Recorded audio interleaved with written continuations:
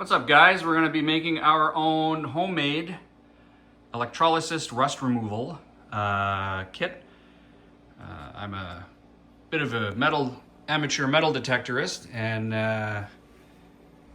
on a trip up north, I found this blade in an area known for its shipwrecks. Could it be part of a sword? I don't know.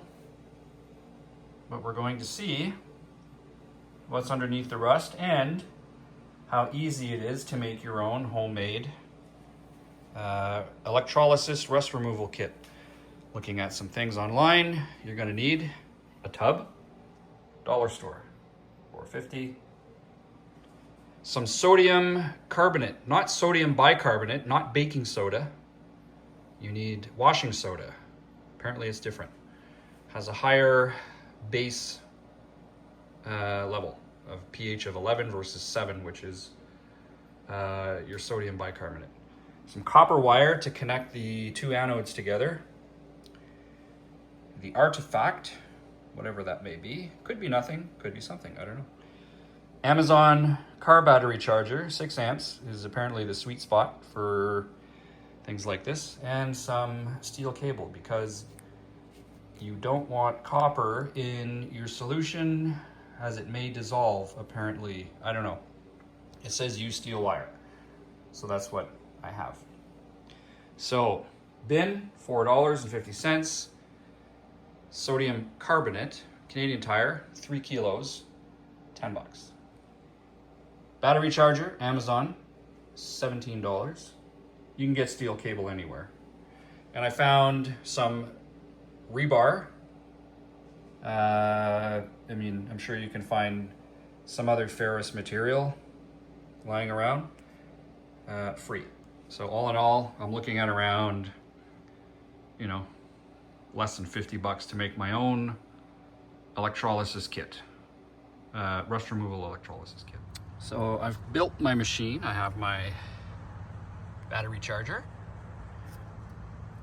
I guess my anodes connected, and it's important to note that the ratio of sodium carbonate to water, I've got 2 tablespoons and 2 gallons of water, so the ratio is 1 tablespoon per gallon of water, and I'm just going to mix it.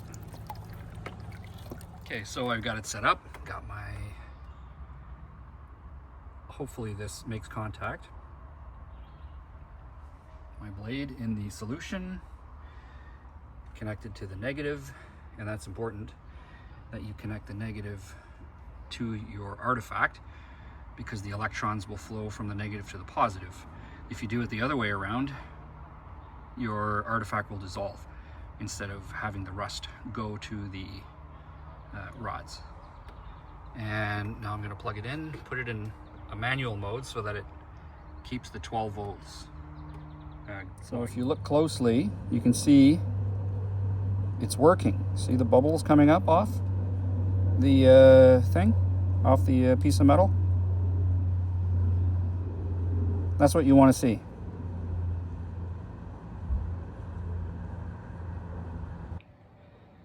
So this is after a few hours of rust removal, and spoiler alert, the car battery charger didn't work because it's one of those intelligent ones that wouldn't release any electricity because it couldn't detect a battery.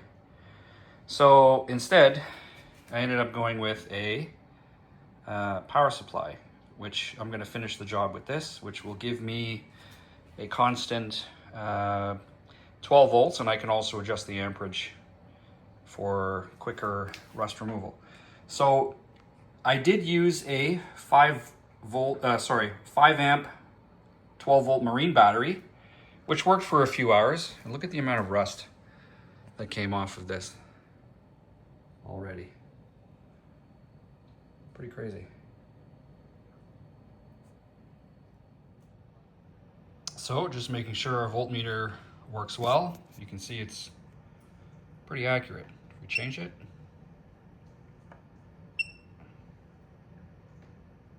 it moves accordingly. So 0.01 volts. I guess we can safely say it is quite accurate. I don't know which one. So this is my new setup. Got my power supply here. Anodes. Here I clean them up. Cathode inside. Cathode goes to the anode. And I'm gonna turn on the power and continue with the rust removal. And you'll see how cool it is. So, on.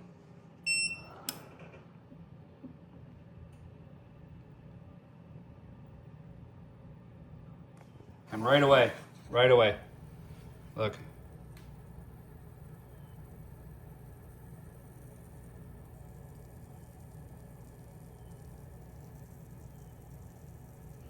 And I'm just gonna leave it here, not touch it. And check back in a few hours, and you'll see the whole thing will be bubbling. Even still right now.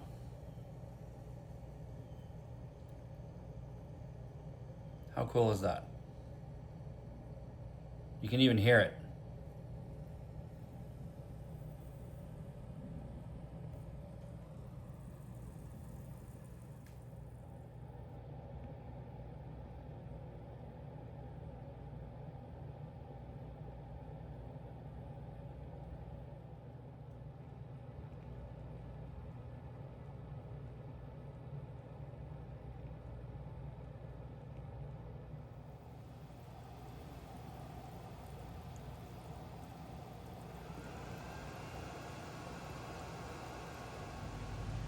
What's up, guys? Just gonna review what I got from my beach find.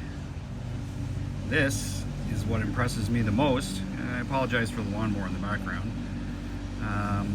This weighs 21 grams. I cleaned it up a little bit. You can see in the bowl, I put some vinegar in there. I probably should have left it alone because I believe this might actually be silver, gold-plated silver.